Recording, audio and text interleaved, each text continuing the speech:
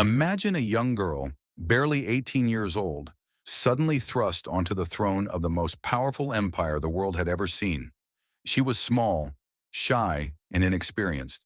Yet within decades, she became the symbol of an age of progress, empire, and strict morality. Her name? Queen Victoria. This is the story of the woman who ruled Britain for more than 60 years, the queen who gave her name to the Victorian era, a time of industrial revolution, vast empire, and dramatic social change. But behind the crown was a woman of contradictions, a girl who never expected to rule, a queen who fell deeply in love, a widow who mourned for decades, and an empress who reshaped history itself.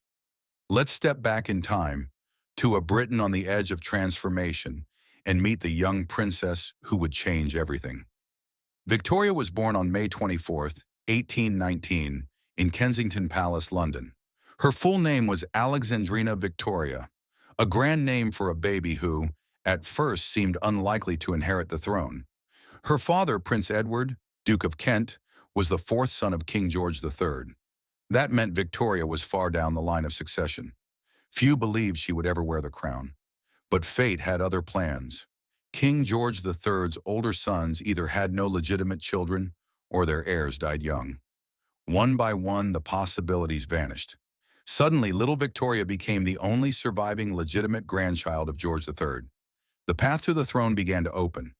Victoria's childhood was strict, lonely, and carefully controlled. Her mother, the Duchess of Kent, and her ambitious advisor, Sir John Conroy, designed what became known as the Kensington System. It was a rigid set of rules meant to keep Victoria dependent and obedient. She was never allowed to play with other children freely. She was never allowed to walk downstairs without someone holding her hand. She shared her bedroom with her mother well into her teenage years. The idea was clear: keep Victoria isolated, and when she became queen, she would be easy to control. But the plan backfired. Instead of becoming submissive, Victoria grew strong-willed. She resented Conroy deeply and longed for independence. This tension would shape her character for life. In 1820, when Victoria was just 8 months old, her father, the Duke of Kent, died suddenly of pneumonia.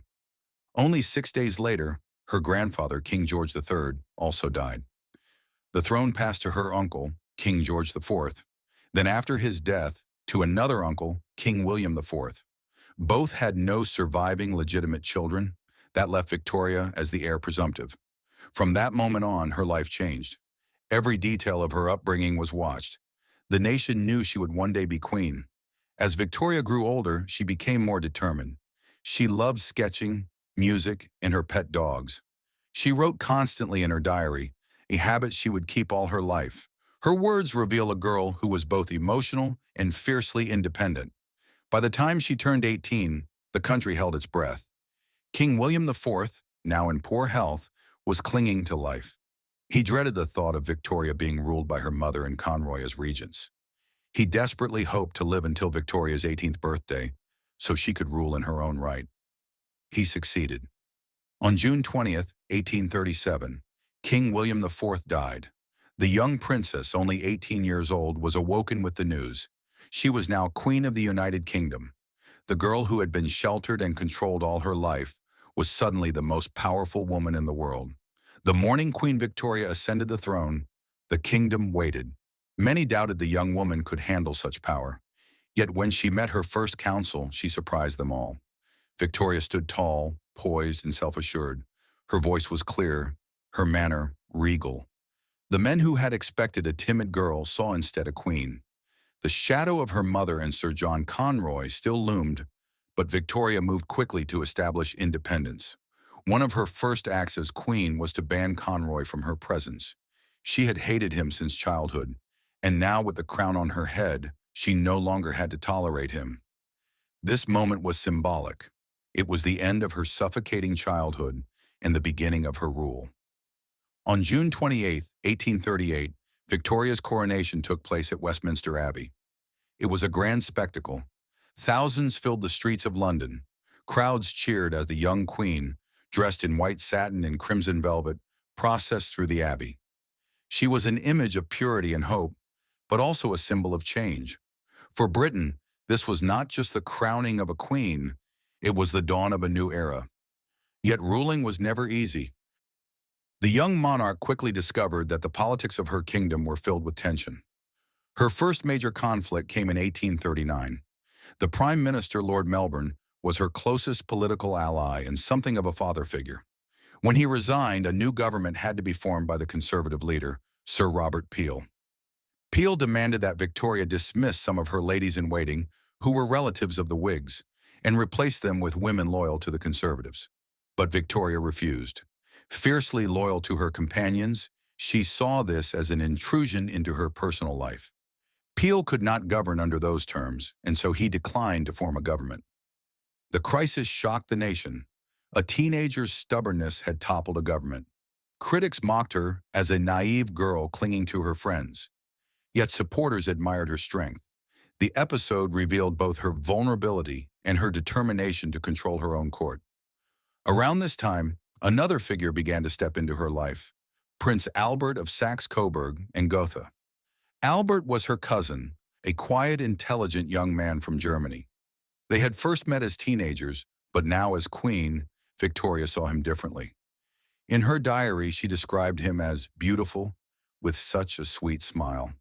Their romance blossomed quickly, yet as queen, tradition required her to propose to him. On October 15, 1839, she did exactly that. Their marriage took place on February 10, 1840. London erupted in celebration. Victoria wore a white gown, a choice that would inspire bridal fashion for generations. Albert stood beside her, not just as her husband, but as her partner in rule. The young queen, once isolated and lonely, had finally found the great love of her life. But danger was never far away.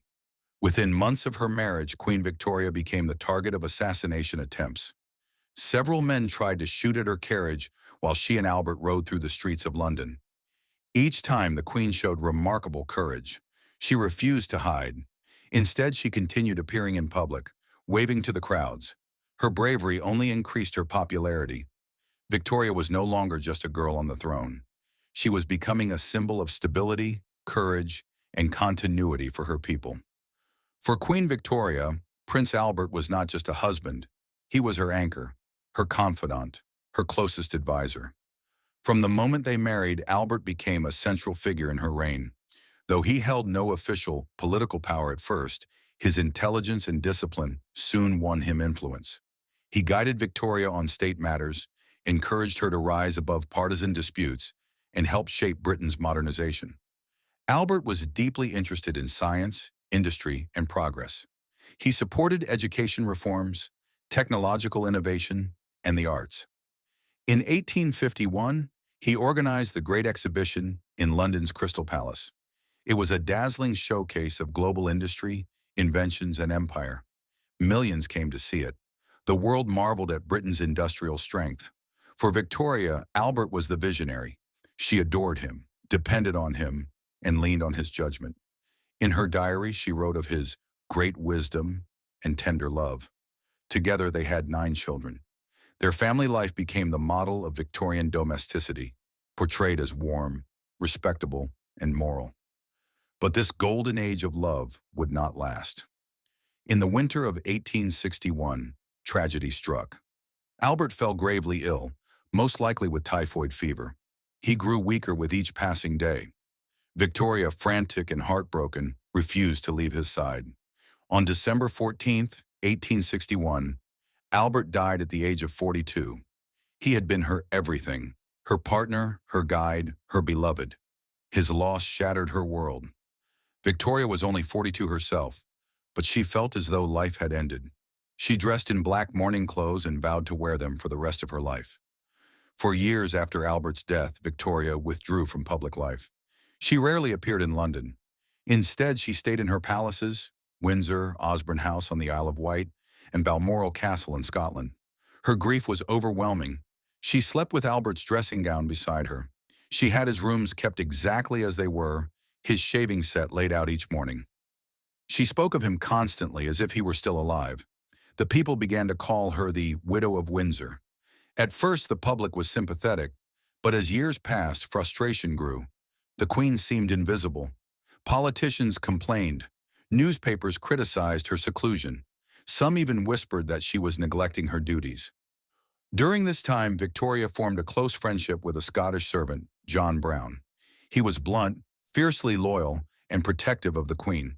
Their relationship sparked rumors, some scandalous, some romantic. Enemies mocked her as Mrs. Brown. But what mattered most was that John Brown gave her strength during her darkest years. He helped her face life again. Slowly, painfully, Victoria began to return to public life. By the 1870s, she resumed her role as queen with greater authority than ever before. Her grief had reshaped her image. She was no longer just a monarch. She was a symbol of endurance, of dignity, of permanence. Her black dress became iconic, an emblem of loyalty and mourning that defined an era. And in 1877, she reached a new height of power when she was proclaimed Empress of India. The little girl once trapped in the Kensington System was now the matriarch of a global empire.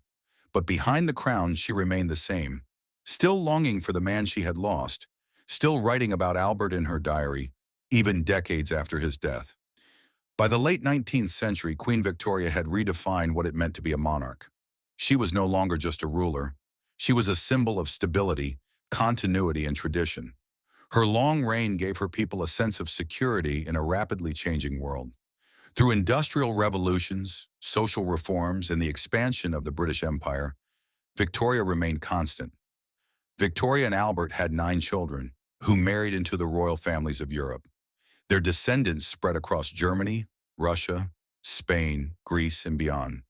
This network of dynastic marriages earned her the nickname, the Grandmother of Europe. Ironically, though her family ties were meant to unite the continent, many of her grandchildren would one day lead nations into war against each other during World War I. But in her own lifetime, Victoria took pride in these connections. She believed her family brought strength and unity to Europe's monarchies. Despite years of seclusion after Albert's death, Victoria eventually re-emerged as a beloved national figure. Her Golden Jubilee in 1887 marked 50 years on the throne. Crowds filled the streets of London. Delegations came from across the empire. For many, she was not just a queen, but the embodiment of Britain itself. 10 years later, in 1897, her Diamond Jubilee celebrated 60 years of rule.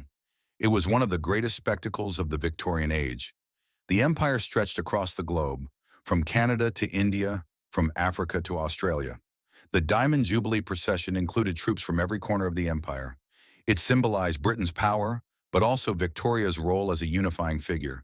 She was cheered by millions. Her image appeared in homes, shops, schools, and churches across the world. She was more than a monarch. She was an icon. By the end of the century, Victoria was old, frail, and often in pain. She had ruled longer than any British monarch before her. She had seen 10 prime ministers, countless inventions, and a nation transformed.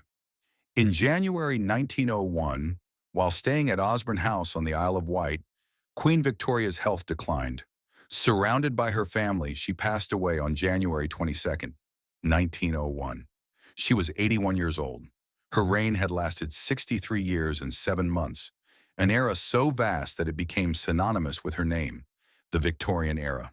Her funeral was both solemn and grand. Thousands lined the streets.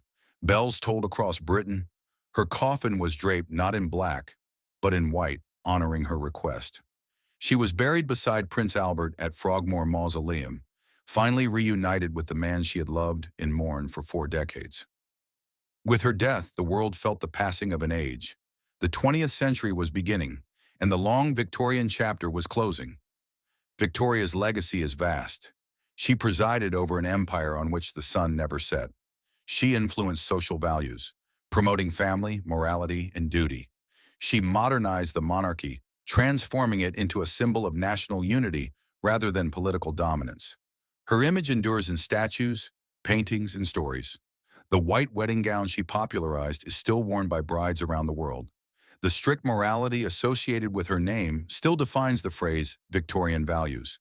And even today, her descendants sit on Europe's thrones.